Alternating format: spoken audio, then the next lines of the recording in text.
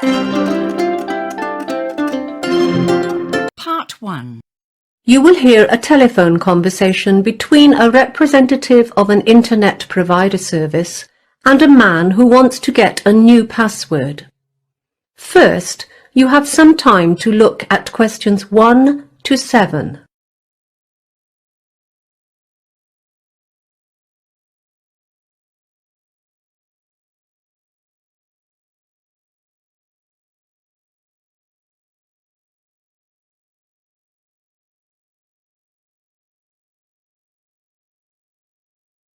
Listen carefully and answer questions 1 to 7. Good evening, this is WebNet and you're speaking with Natasha. How can I assist you today? Hello, Natasha. I tried to log into my WebNet account yesterday and I realised I'd forgotten my password. Are you able to help me with that? Of course. What I'll need to do is ask you a few questions to check your identity, and then I'll issue you with a new password. Is that okay?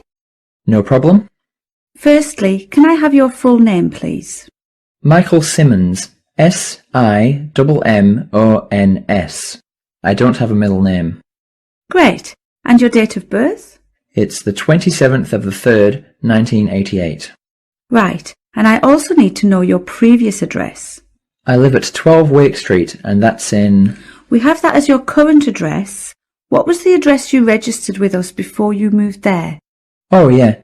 I used to live at 319 Ocean Drive. That's in East Providence. I'll just need your contact phone number as well. That's 0492 48002. And just a few questions about your account. Do you know what your current data allowance is? I upgraded to the Gold account not long ago, so it's unlimited. Yes, unlimited data. Right, now can you just tell me about your payment plan? Which plan are you currently on? Do you know? Oh, hang on a minute while I think. Yes, I started off with a 12-month automatic renewal, but a few months ago I switched to the 24-month plan.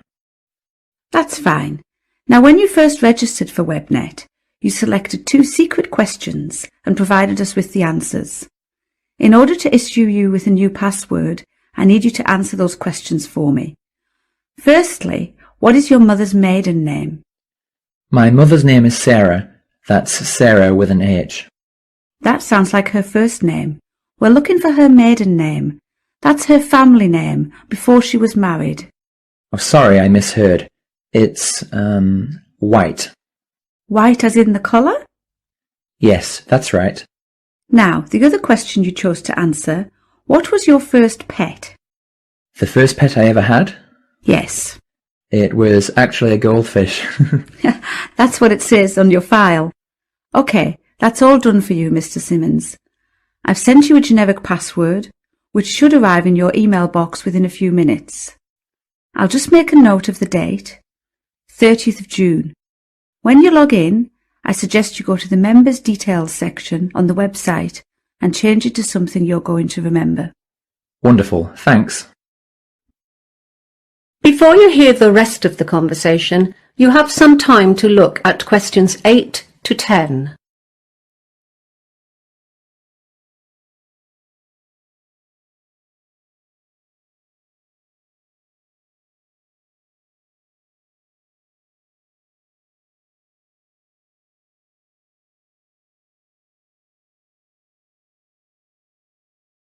Now listen and answer questions 8 to 10. Is there anything else I can help you with today? Yeah, there are a few things. I've been having some connection issues recently. I think the problem is with the cable that connects the modem to the computer. Do you supply those? You need a new cable. Not a problem. I'll arrange for that to be sent off tomorrow. Thanks. Also, I'm currently signed up for 3 of your services: home phone, mobile and broadband.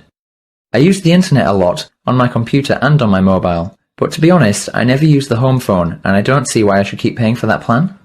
Would you like me to cancel that home phone for you? Yes, please, if you wouldn't mind. Done. Is there anything else? Yes, just one last thing. Do you offer any antivirus products? Yes, we have one which offers full protection against viruses, spam and identity theft, which is useful if you're doing any online banking and that kind of thing. It's called the security pack. Sounds perfect. Sign me up for one of those, please. And we've got another one. It's called the parenting pack. It prevents your children from accessing harmful websites and downloading things they shouldn't. I'm not so worried about that anymore. Both my children are adults and have left home. So, just the security pack, thanks. That's everything. That is the end of part 1. You now have half a minute to check your answers.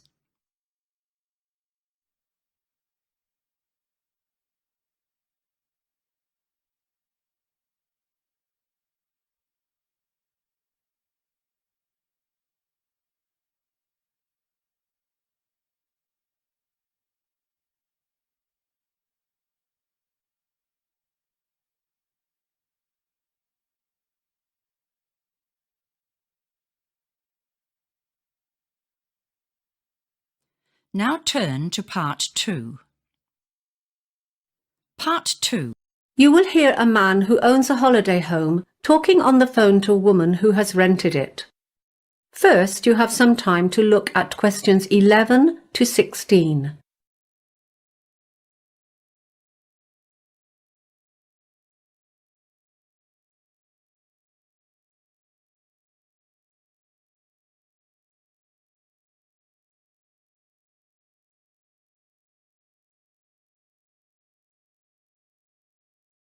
Now listen carefully and answer questions 11 to 16. Hello, Ron Smith speaking. Hi, this is Kayla Lawton. I signed up with the Holiday House agency to rent your beach house, but the agent isn't available today and I have a problem. I can't remember what she said about the alarm system. Oh, it's quite simple, really. The main thing to remember is to enter by the back door, which leads into the kitchen, because that is where the alarm is situated, right next to the light switch just beside the door. If you go through the front door into the living room, it will take you longer to reach the alarm, and you only have a few seconds to deactivate it. The code is 3498. Okay, I've got that. The agent will have given you the back and front door keys, but there are other keys that you may need for the garage, the laundry, and the little garden shed. You'll find them hanging on a hook inside the cupboard in the hallway, next to the hot water cupboard. The laundry room is outside, next to the garage. It should be kept locked, so please remember to return the key to the hook when you've done your washing. The last tenant lost it somewhere in the garden, and I had to have the lock replaced.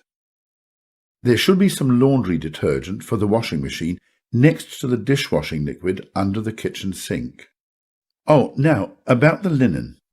The sheets are already on the beds, and there are lots of towels at the house too.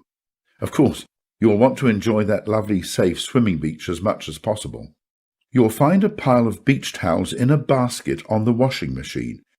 Feel free to take these to the beach with you. We have lots of them, and they're pretty old, so it doesn't matter if they get a bit dirty or sandy. There are other newer towels for use in the bathroom only. These are in the hot water cupboard on the shelf up above the cylinder. Please don't take these ones down to the beach. What else? Oh yes, I should tell you that the electricity supply is generally reliable, but sometimes there are power surges which make a few light bulbs blow. If that happens, don't worry. There are spare light bulbs in a shoebox on the chest of drawers in the bedroom. That reminds me, the main power supply is switched off at the mains box, which is above the front door. The first thing to do when you arrive is to pull down the large lever. It's clearly labelled mains switch. You don't need to touch any of the other switches. Thank you. Anything else?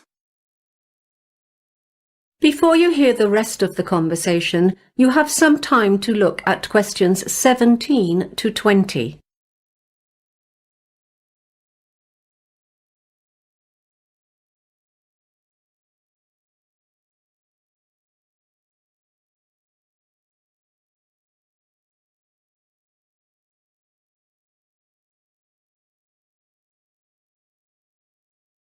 Now listen and answer questions 17 to 20. Oh, one more thing. Something that might interest you is a folder of local information. You know the sort of thing. Interesting places to visit, opening hours for the shops and services in the town, plus a little map of local walks. It's on top of the TV along with the remote control. Parking in the town is usually really easy, except for weekends, when the place is swamped with tourists, so I would recommend doing your shopping on weekdays.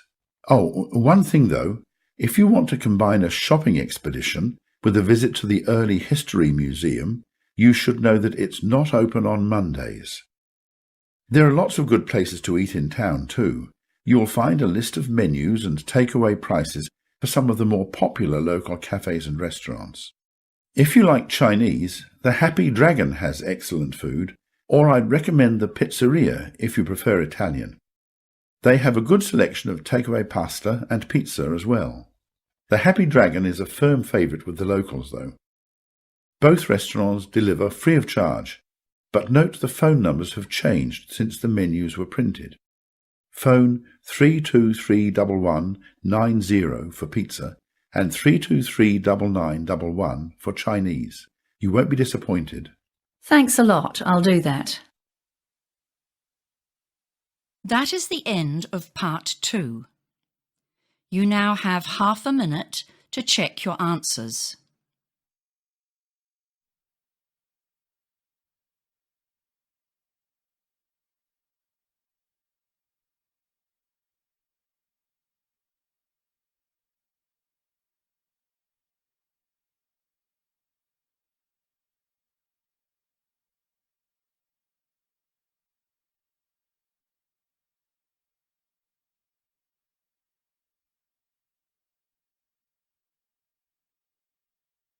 Now turn to part 3. Part 3. You will hear a college professor and a postgraduate student, Diana, discussing her recent internship experience. First, you have some time to look at questions 21 to 25.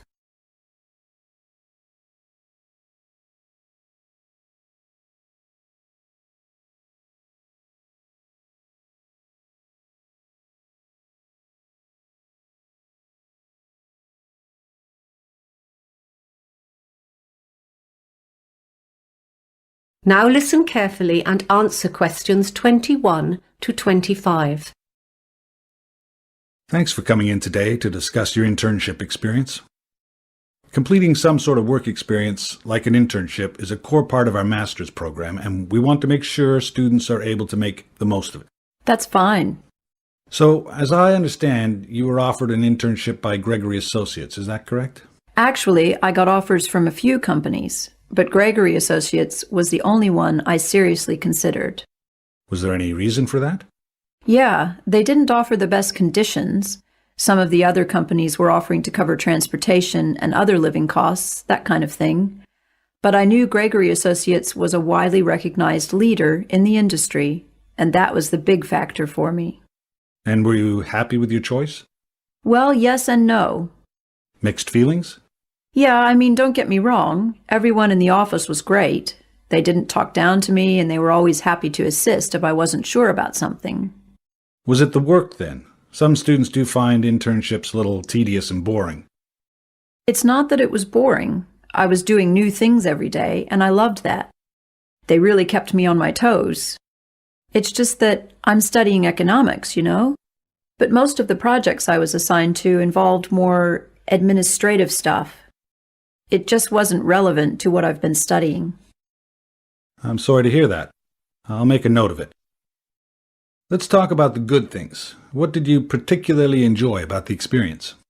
Well, as an intern, the managers do tend to keep you at arm's length. They just don't trust you enough to let you take on a lot of responsibility for the big projects. That's understandable. Yes, but in a way, I liked that, because I got to stand back and watch and get a real sense of how a company like that runs on a day-to-day basis. And that was the highlight for me. Well, that's great to hear. How did you find managing the internship alongside your study commitments? Well, because my internship was over the summer break, that wasn't an issue for me at all. Okay. What would you say was the biggest struggle then? In the beginning, I might have said the hours. Those 6 a.m. starts were tough, but I quickly got used to that. In retrospect, the biggest difficulty was getting by on such a tight budget. As I wasn't earning anything, the whole experience really drained my savings account. Yeah, that can be tough. And my last question, what was the outcome of this internship for you? Some of our students are lucky enough to get offers of employment before finishing. At first, I was hoping I would be one of them. In the end, I wasn't, but I'm happy about that now. Why is that? Well, over the course of the internship, I ended up reconsidering whether this industry is really for me after all.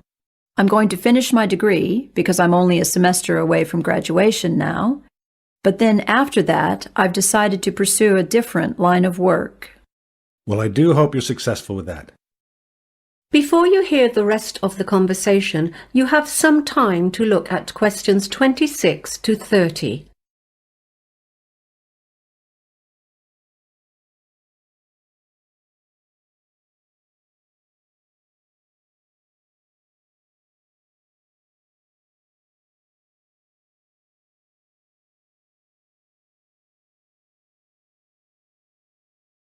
Now listen and answer questions 26 to 30.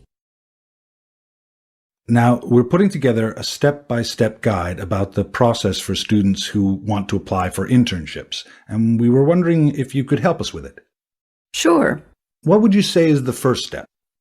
Before they do anything else, students need to get their documents sorted. Companies need to see all sorts of things, such as reference letters and verified copies of academic transcripts. It can take time to get it all together, so applicants need to get onto this as soon as possible. Great. We'll put that down as number one. And then students should begin researching companies? Absolutely. They should look at a wide range of companies and the internships they offer. They really shouldn't limit themselves at that stage. It would be time-consuming to apply to them all, though. Yeah, so I think they need to weed out those positions they are not qualified for, or that don't meet their own needs and interests, and then put together a short list consisting only of those positions that are a good match. And then? Well, the next part is the applications, of course. I think the big mistake here is that some students just send the same cover letter and the same CV to each company, when in reality, every position is a little bit different. They really need to alter their applications so that they refer to the individual needs of each position. I'll make a note of that. And should students follow up on their applications? I think so. It's best to call each company. An email is too easy to ignore or delete. And not too soon either. A week after the applications have been submitted is probably ideal. So if they get an interview, what's next? Obviously, they need to prepare. For me, this included all sorts of things, like practicing my body language in front of the mirror and researching common interview questions online. Any tips for the interview itself? Most students are so obsessed with having the right answers, but I think the most important thing is actually to ask questions. It shows the employer that you are genuinely interested in their company and in the position. That's really helpful advice. Thanks for coming by today. No problem. That is the end of part 3. You now have half a minute to check your answers.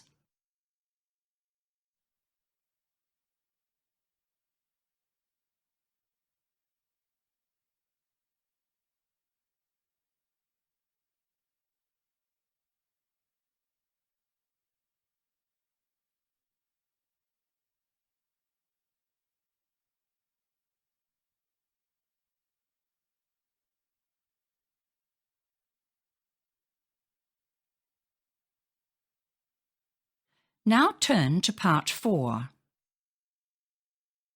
Part 4. You will hear the first lecture of a course in development studies. First, you have some time to look at questions 31 to 40.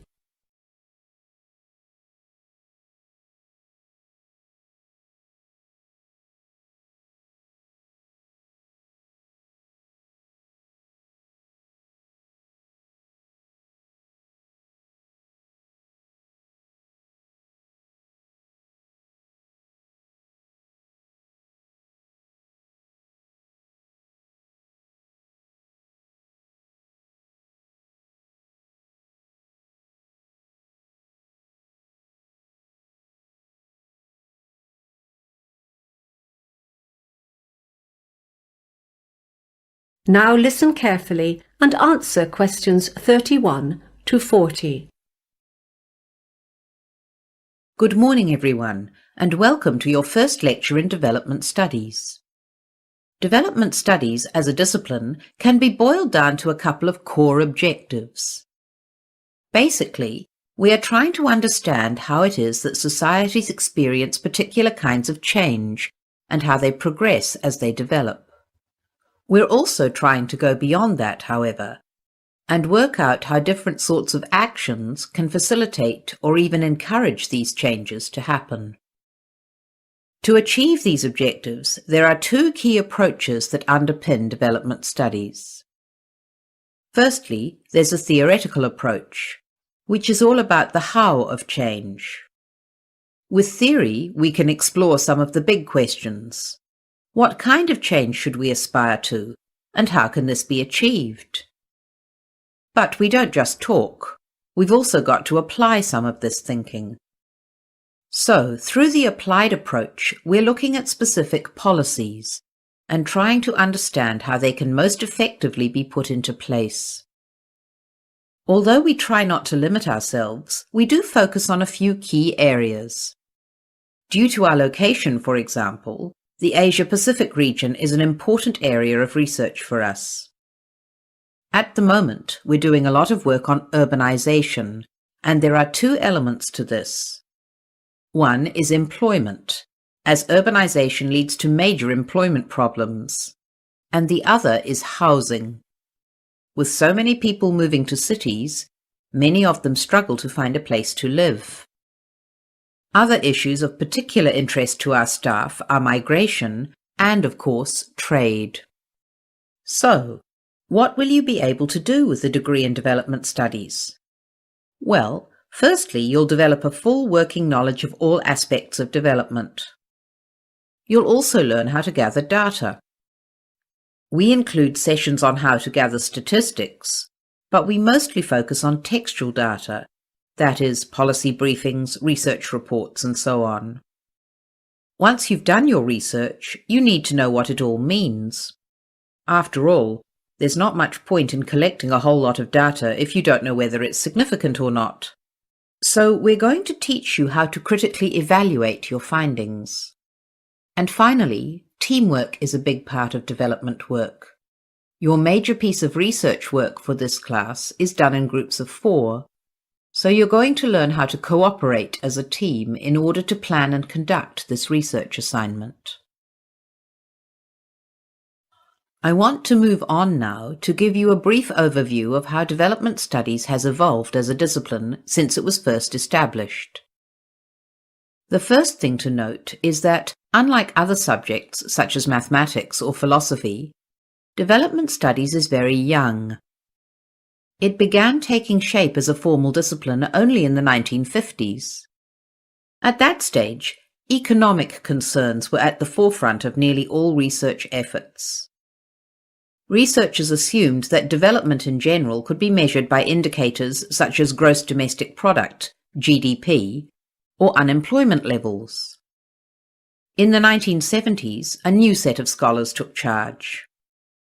These researchers, informed by the social movements of the 1960s, brought a new set of issues to the table. At that time, development studies grew increasingly critical of established practices and the assumptions that lay behind those practices. Questions were raised in 3 areas: the role of power in creating policy, the importance of environmentally sustainable change, and problems with inequalities in terms of gender. From the 1980s onwards, the economy staged a comeback as a centerpiece of development practice. A key factor here was the reduced significance of national governments due to a number of market-led reforms in many countries around the world. In contrast to the 1950s, however, researchers have recently shown a heightened interest in smaller-scale economic projects. One significant innovation here is the idea of making tiny loans, sometimes only a few dollars, to help women in particular to start up a small business. And that brings us to today. So let's finish now by talking about That is the end of part 4. You now have half a minute to check your answers.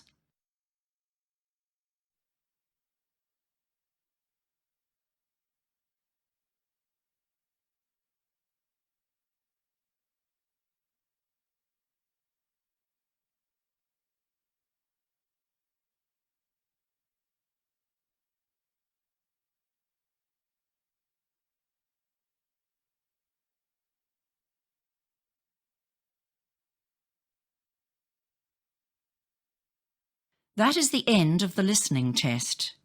You now have 10 minutes to transfer your answers.